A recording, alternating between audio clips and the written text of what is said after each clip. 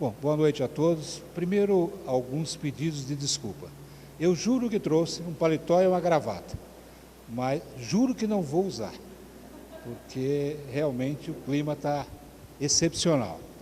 Segundo, falar de ética e ética profissional, poderia, numa síntese, dizer: leiam a resolução Confesse 326 de 92, que lá está tudo que vocês podem e não podem fazer.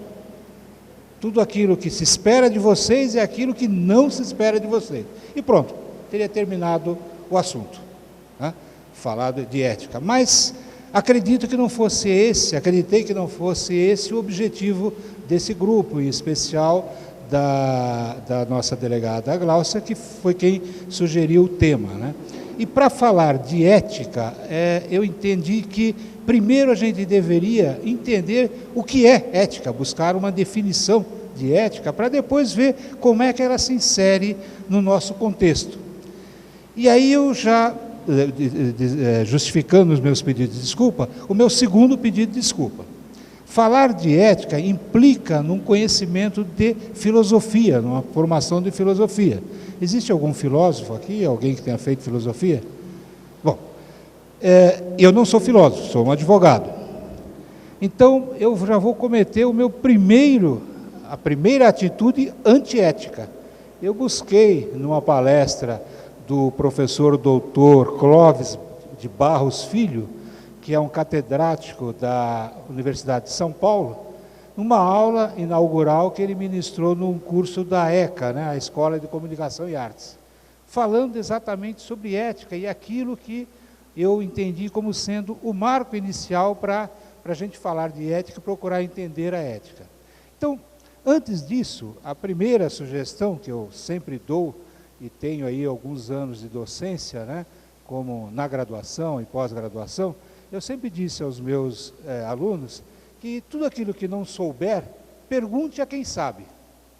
E aí sempre disse isso e falando: e não olhem para mim, que eu não sei. Eu todas as vezes que busco uma definição, eu vou atrás de um bom dicionário. E não sei por que os dicionaristas têm aí a mania de responder aquilo que a gente não sabe. Fiz isso com relação ao nosso encontro. Busquei no Roais o significado da palavra ética. E o Roais diz o seguinte: ética, parte da filosofia responsável pela investigação dos princípios que motivam, distorcem, disciplinam ou orientam o comportamento humano, referindo especialmente ao respeito da essência das normas, valores, prescrições e exortações presentes em qualquer realidade social. Poxa, isso é ética, né? Então, segundo o Roais, que é um dos grandes dicionários que temos no país, ela motiva, disciplina e orienta o comportamento humano. Não satisfeito, fui buscar também no São Longuinho Eletrônico, no Google, e perguntei lá: o que é ética?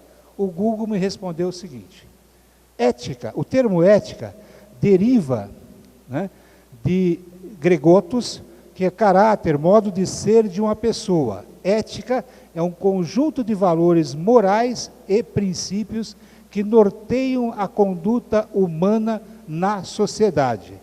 A ética serve para que haja um equilíbrio e o bom funcionamento social, possibilitando que ninguém saia prejudicado.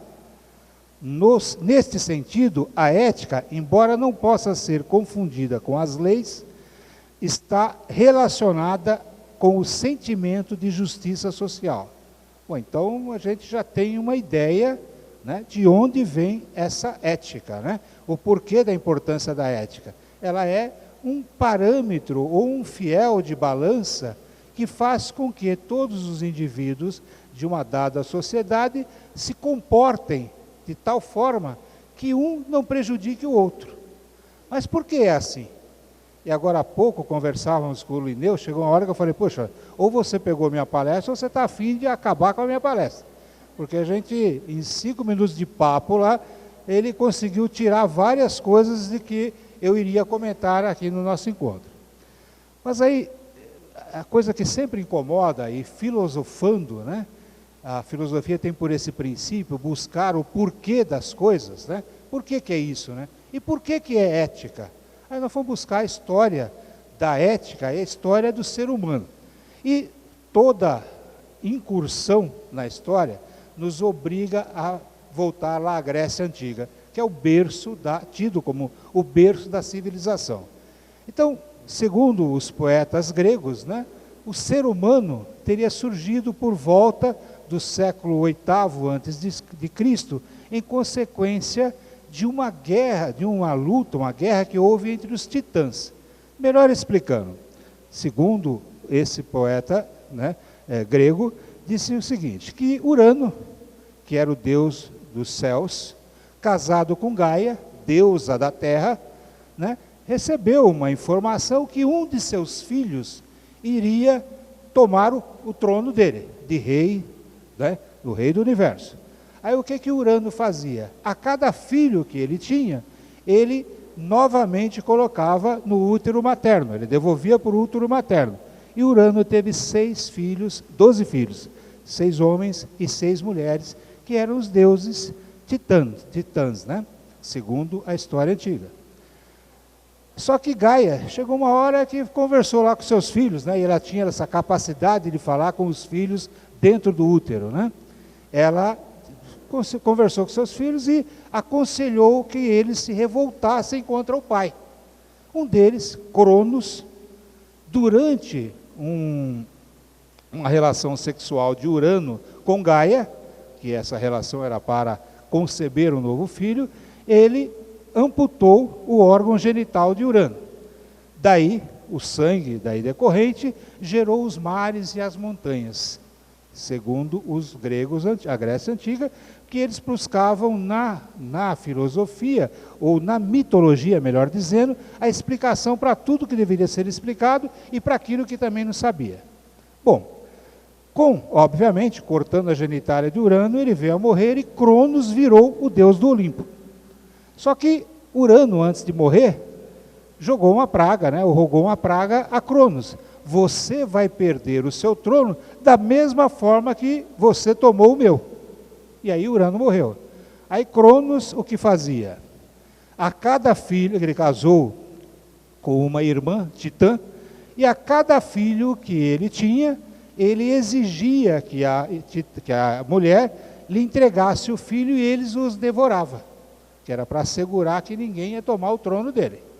Pois bem, a mulher de Cronos fez isso N vezes, até que um deles, o último, Zeus, ela falou, não, esse eu não vou entregar. Ela deu lá para Cronos uma pedra, dizendo que era o filho que havia nascido, e entregou Zeus para as ninfas, né, que eram seres espirituais da floresta e tal, para que cuidasse dele. Zeus foi crescendo, envelheceu, etc., chegou na idade adulta, e aí quis se vingar do pai, né? Mas como é que ia fazer isso? Como é que ele ia lutar contra o Deus do Olimpo, né? O Deus Todo-Poderoso? Ele se disfarçou de viajante e deu uma poção para Cronos tomar, e com esta poção, Cronos regurgitou todos os filhos que ele havia engolido. E esses filhos, que ele devolveu à vida, né?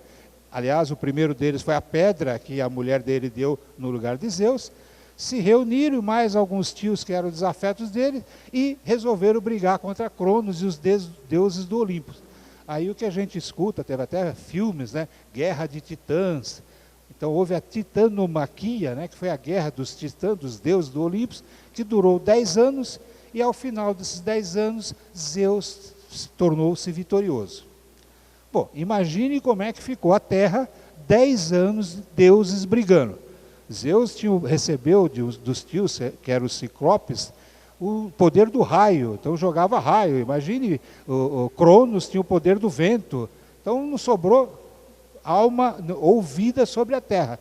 Mas estava lá, Zeus assumiu o Olimpo, né, onde ficavam os deuses superiores, e a terra não tinha nada.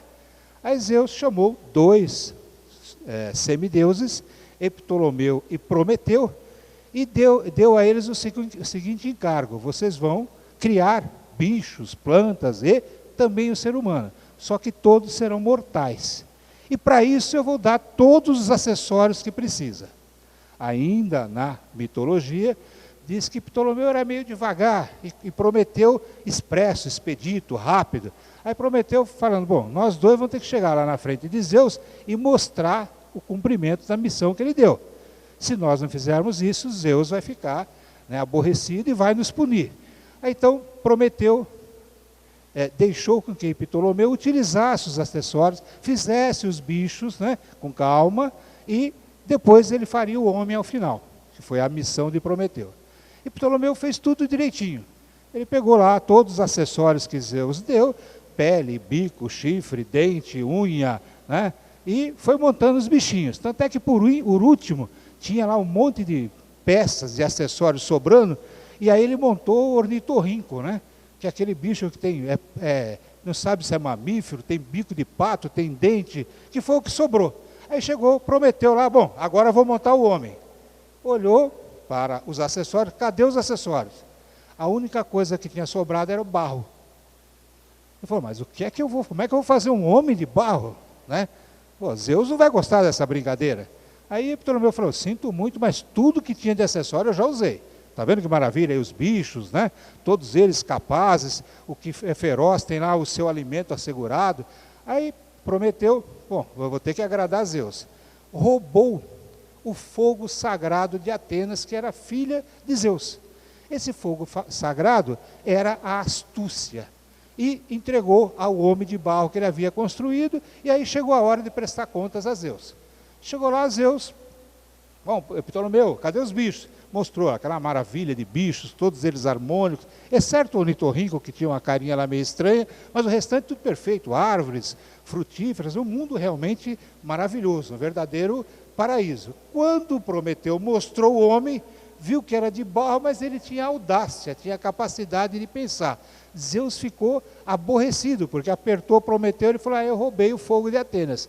Aí Zeus mandou acorrentar Prometeu num dos montes do Olimpo e deu a pena para ele o seguinte, todo dia uma águia iria consumir o fígado dele, que durante a noite ele se regenerava e no dia seguinte ela voltava para consumir o mesmo fígado regenerado.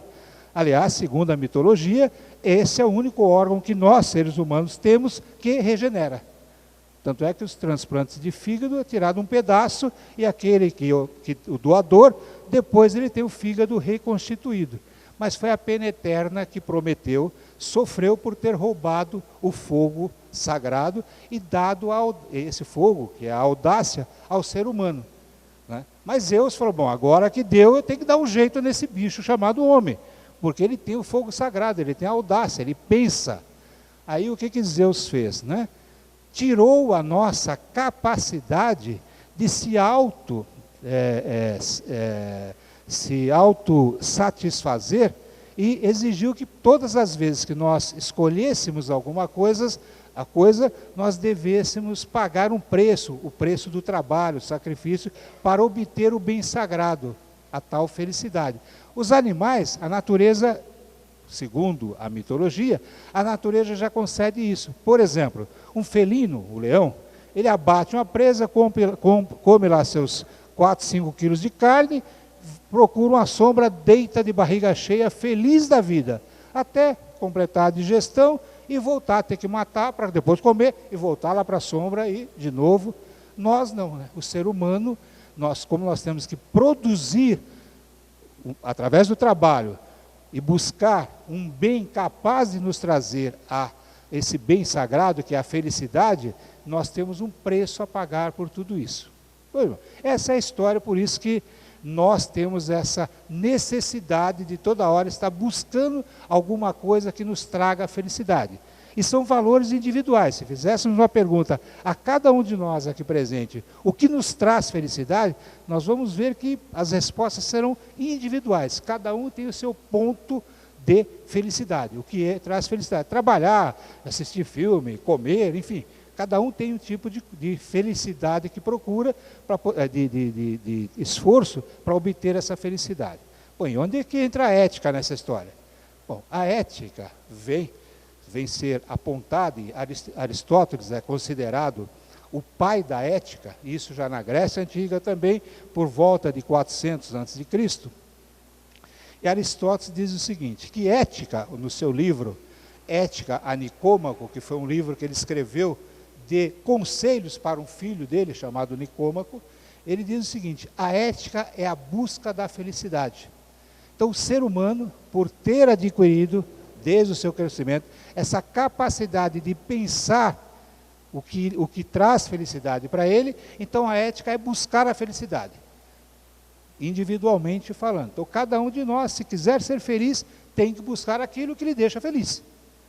Sei lá, o ladrão rouba por quê? Porque ele se sente feliz em roubar. Ok? Senão ele não roubaria, ele ia trabalhar. O que o satisfaz é roubar. Né? É isso? Porque senão ele escolheria outra coisa. Poxa, não tenho prazer nenhum de roubar, o que é que eu estou fazendo roubando? Então, a gente, em regra geral, faz aquilo que nos dá prazer. É isso? Analisando o indivíduo como um ser isolado. Né? Pois bem, continuando nessa evolução e falando sobre Aristóteles, né? Aí vem um outro filósofo de mesma época, desaparecido em 270 a.C., Epicuro, que ele diz o seguinte, ética é o pensar a vida e o viver como se pensou. Vou pegar um exemplo para ficar mais fácil, e aí eu faço a minha terceira confissão, né? Estou plagiando o professor Clóvis Barros, tá? Imaginemos aqui que um de nós, ansioso de prestigiar a posse da nossa colega Gláucia, chegamos lá atrasados, sabemos que o encontro seria 19h30, 19, mas mora perto, o escritório é perto, alguma coisa assim, 19h10, vai lá dar partida no carro, o carro não funciona. Insiste de novo, nada.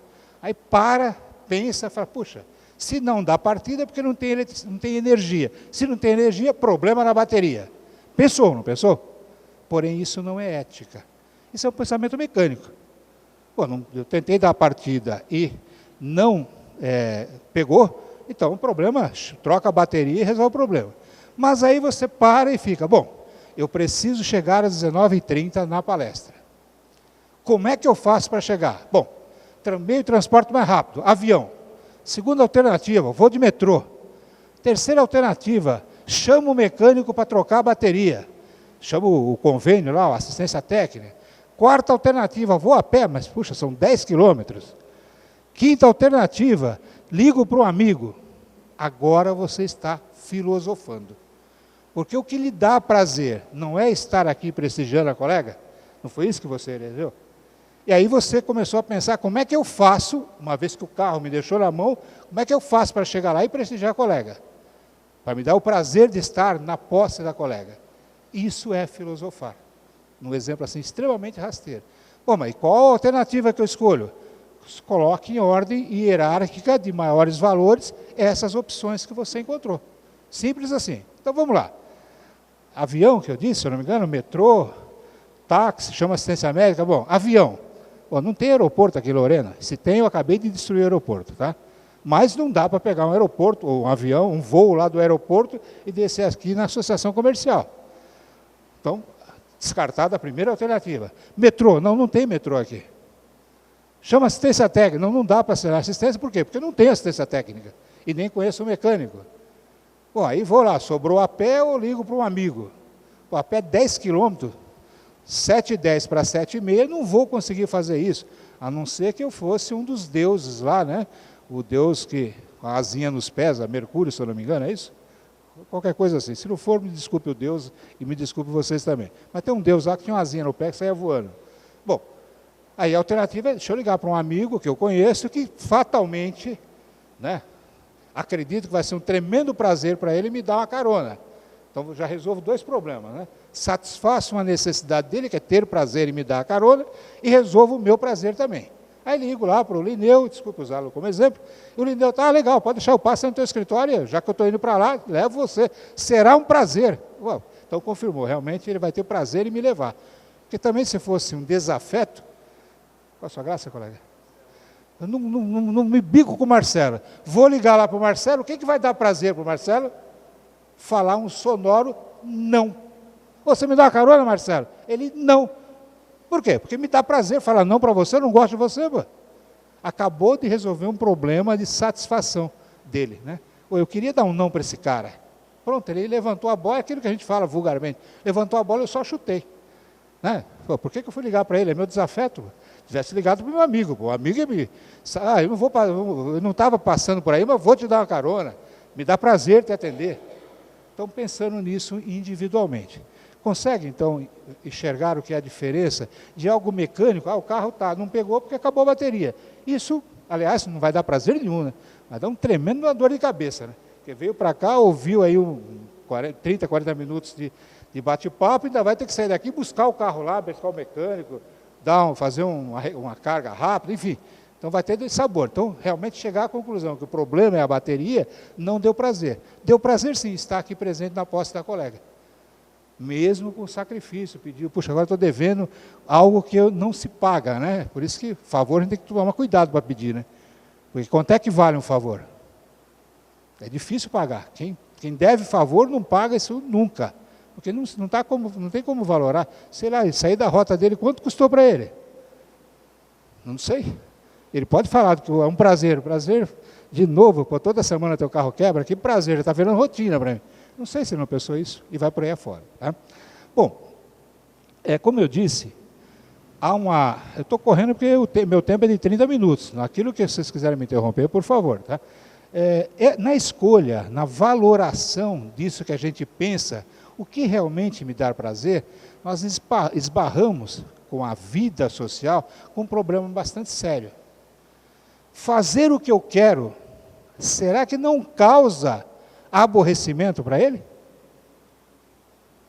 Aí, a convivência, a vida em sociedade, reclama que a gente adote sempre posturas de ordem mediana. Aí trago alguns exemplos de atitudes que causam problema e qual seria o esperado. Por exemplo, um vício por deficiência é a modéstia. É aquele cara humilde, falar com você quase de joelho e tal. O vício por excesso seria a vaidade. Qual seria o termo mediano? O respeito próprio. Um indivíduo, você falar com alguém que fulano é muito modesto, puxa, é humilde, quase implora, não dá assim uma satisfação você tratar com uma pessoa nesse nível. A pessoa pode, inclusive, não atender a sua expectativa. Agora, se falar com vaidoso é outra coisa, né? Outra, não vou falar com fulano, não, o Lineu é vaidoso, nossa, ele vai ficar falando a cidade toda aí que quebrou o meu galho, ele só me deu uma carona, caramba, ele ia para lá também, o que tem para valorizar? Quer dizer, então eu prefiro tratar com alguém que tem o respeito próprio, né? Uma outra coisa, também, excesso por falta, a covardia, excesso por excesso, a temeridade, né? E qual é o ideal? Aquele indivíduo que tem a coragem. Então, tratar com o indivíduo mediano é o indivíduo que trata as coisas com coragem, né? Agora, como escolher qual desses pensamentos que nos dão prazer, que a gente elegeu, voltando ao exemplo para melhor entendimento, exemplo didático, para estar na posse da Gláucia? Eu preciso valorar essas escolhas, essas opções que eu criei. Então, a cada momento, a cada atitude, né, o marido falando com a mulher falando com o marido, falando com os filhos, a cada momento a gente pratica comportamentos e pensamentos éticos. E, em regra, adotamos a postura mediana. E todas as vezes que nós cometemos excessos negativos ou positivos, o efeito é imediato. O outro se incomoda com a nossa postura. Todas as vezes, é invariável. Façam até um teste para ver, né? Elogiem, por exemplo, demasiadamente a vestimenta do seu filho ou critique demasiadamente. Só que se você optar pela opção de criticar, tome cuidado. Você vai ganhar um pedido, compre coisa melhor. Agora, você fala, nossa, mas que roupa linda, maravilhosa, tal. Pai, eu ganhei da mãe, não foi de sua. O que você me dá é só porcaria, pronto.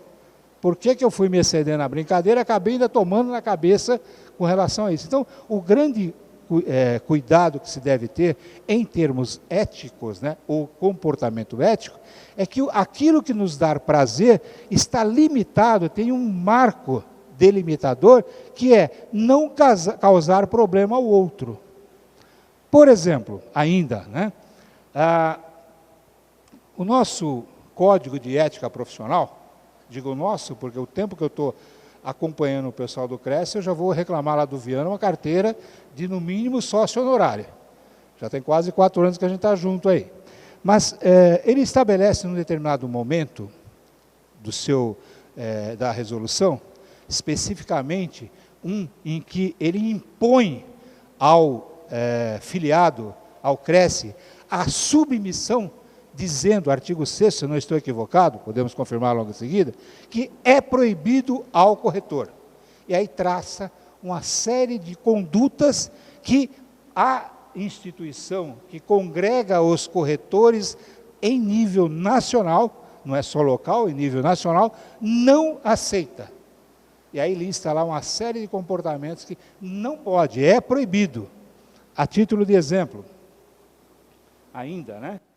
Diz lá o artigo 6º, no seu inciso 1, que é proibido ao corretor de imóveis aceitar tarefa para as quais não esteja preparado ou que não se ajustem às disposições vigentes, ou, ainda, que possam prestar-se à fraude. Bom, mas tá. Quem é que vai contar que eu dei uma desviada? O primeiro juiz que nós temos é aquele que não deixa a gente dormir, é a consciência. Faça alguma coisa fora do esperado, que a sua consciência, à noite, vai falar, escuta, você devia ter pensado, hein? Como é que eu sei que essa coisa incomoda? Simples, o raciocínio é simplório até. Coloque-se no lugar do outro. Como é que o Linneu se sentiria se eu tivesse feito isso com ele? Pronto, você já resolveu problemas. Aliás, é um exercício válido todas as vezes que nós tivermos em dúvida. Será que o que eu estou fazendo é certo? Será que o que estou fazendo é aquilo que é esperado? Coloque-se no lugar do outro. Coloque-se no lugar do seu interlocutor. A resposta é imediata e rápida. Se ele incomodar, por que o outro tem que aceitar? Comigo isso não. Tá bom, mas ele tem que aceitar por quê? Se você não quer para você, por que o outro tem que aceitar? Se você não quer que alguém interfira no seu trabalho, desvie o seu cliente, por que ele tem que aceitar? Quando eu faço isso com o cliente dele? Já resolvi o primeiro dos grandes problemas éticos. É como valorar o que é certo e o que é errado. Se eu tiver preguiça de ler, e não devo ter, porque todos aqueles que são credenciados pelo CRES assinam, né? E confessam que conhecem e respeitam e aceitam e são submissos ao Código de Ética. Não tem lá uma alternativa. Se você não quiser aceitar tal artigo, só basta levantar o braço, não tem nada disso. Se você é corretor de imóvel, você tem que responder por tudo aquilo. E o nosso Código de Ética, ele é tão feliz que ele diz o seguinte: o que é que nós, sociedade dos corretores de imóveis, esperamos que você faça com relação aos clientes? Artigo 4º. E aí, o artigo 5º, se eu não estou equivocado, que foi copiado pelo Código Civil em vigor, diz o seguinte: o corretor de imóvel, artigo 721 a 725, o corretor, não só de imóvel, corretor de seguro também, ele responde civil e criminalmente por todo e qualquer prejuízo que ele causar ao cliente. Está escrito no Código de Ética, que é de 92, e está no 721 a 725 do Código Civil, que entrou em vigor em 2002. Então, usando, eu sou também do interior do estado, né? E tem apesar que eu não conheço minha cidade, mas tem, né, um ditado caipira, né? Diz que o caipira vendia um cavalo e o comprador pergunta: tem algum defeito? E ele dizia: o defeito está na cara, ou está à vista, ou qualquer coisa do gênero. Na verdade, o coitado do animal era cego. Mas, eu cumpri minha parte, eu falei que tinha um defeito, estava à vista. Não, você falou que estava à vista e não na vista. E o nosso Código Civil hoje diz o seguinte, que o corretor de imóvel voluntariamente deve apresentar ao seu cliente, expor aos seus clientes, todos os riscos que compreenda o negócio. Ou seja, olha, o terreno, na chuva, você precisa de barco.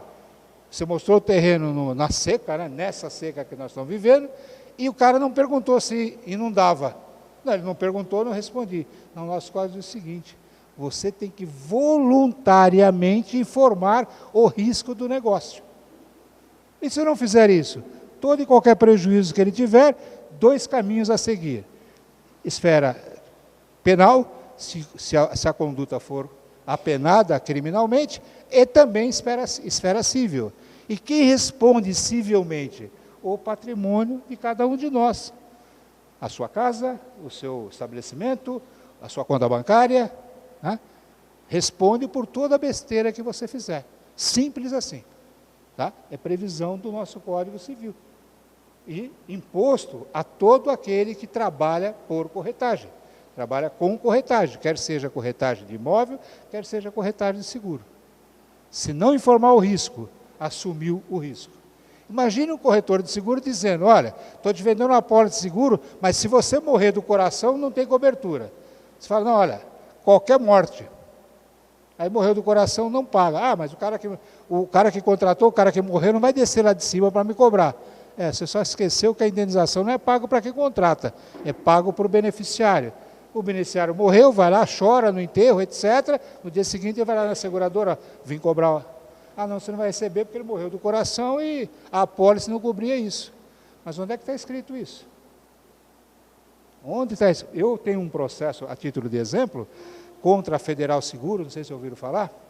Né? Se não ouviram, não compre seguro dela, tá? Porque não paga. Eu encontrei na internet uma carta de um filho que mandou para o pai, que ele imagina que está no céu, que ele foi um excelente pai, porém contratou a Federal, até hoje ele não recebeu o seguro. Ele pedia para o pai, ó, fala com alguém aí, vê se... Né? Eu tenho uma ação desde 2005 lá contra a Federal, e já desconsideramos até a personalidade jurídica para tentar cobrar alguma coisa. Mas a Federal se desculpava dizendo o seguinte, o segurado morreu com 86 anos. Quando ele fez o seguro, 50 anos antes, foi o tempo que ele pagou, ele sabia que quanto mais velho, menor a indenização, porque a indenização do seguro de vida é pela expectativa de vida residual. Alguém que tem 85 anos já está com o pé na cova, já vai morrer logo. Então pagaram lá uma mixaria. E quase dá certo. Só faltou quase. A Federal esqueceu de pegar, assina aqui, seu Zé da Silva. A hora que o juiz falou, tá, então prova que você avisou isso para ele. Não tinha, então paga a indenização cheia. Só não consegui receber, já está pouco a pouco lutando lá. Mas vai receber. Mas faltou informar o risco que ele corria. Só para ter uma ideia, ele pagava quase R$1.000 por mês de prêmio de seguro e quando morreu a indenização foi de R$2.300. Se alguém falasse para ele, olha, não joga R$1.000 fora, que você vai... E ele, preocupado com a família, estava jogando. Tá. Bom, tudo isso, né, só a título de conclusão, porque o nosso tempo é escasso e a solenidade efetivamente importante é o que está por vir. É para dizer que na ética, ou aquilo que é ético, é aquilo que nos dá prazer, porque nós vivemos aqui, porque a natureza não nos concedeu, em razão da forma como fomos criados, né, nós somos beneficiários de um produto de roubo. É a nossa astúcia, a nossa audácia, a nossa capacidade de pensar. Né? E aí quem se beneficia de produto de roubo nem sempre leva vantagem. A nossa punição foi, você vai ter que suar para poder ser feliz. E mesmo assim, cuidado com o que você quer, ou tem como meta de felicidade. Porque você pode entrar na seara de outrem e aí você vai ter que indenizar o prejuízo que você está causando. Você não vai ser feliz. Você pode ser temporariamente feliz, em seguida vem uma decisão judicial, devolva. É o caso, por exemplo, atravessar, falando do meio que a gente está, né? Atravessar numa venda de um imóvel, atravessar numa corretagem. O que acontece? O prejudicado entra na justiça, prova que aquele negócio era ele que tinha entabulado, etc. Aquele que recebeu indevidamente devolve. Simples assim. Os exemplos são, né, a gente pode trazer de carretas até, de tantas decisões do tribunal, determinando a devolução daquilo que indevidamente recebeu. E é óbvio, né? Receber uma comissão gorda, tal, é um prazer realmente. Causa prazer para qualquer um. O grande problema é se você não tiver direito a esse prazer, você vai entregar isso para quem de direito. O judiciário, o poder judiciário está aí para reequilibrar exatamente essa briga de forças, essa briga de descumprimentos ou de atitudes antiéticas. Então, esse é o princípio da coisa. Né? Então, colegas, eu procurei, uma vez que o nosso tempo já está estourado, né? Eu procurei falar alguma coisa de ética, mas não me ater exclusivamente à leitura do nosso Código de Ética.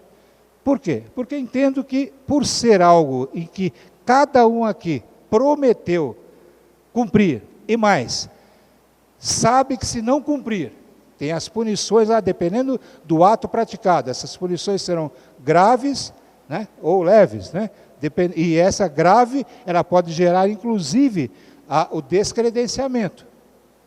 Tá? Mas eu não conheço ninguém. Não queira ser um exemplo negativo, porque, de repente, a sua atitude, levada às consequências e instâncias necessárias, vai, se grave for, ultimar com o seu descredenciamento.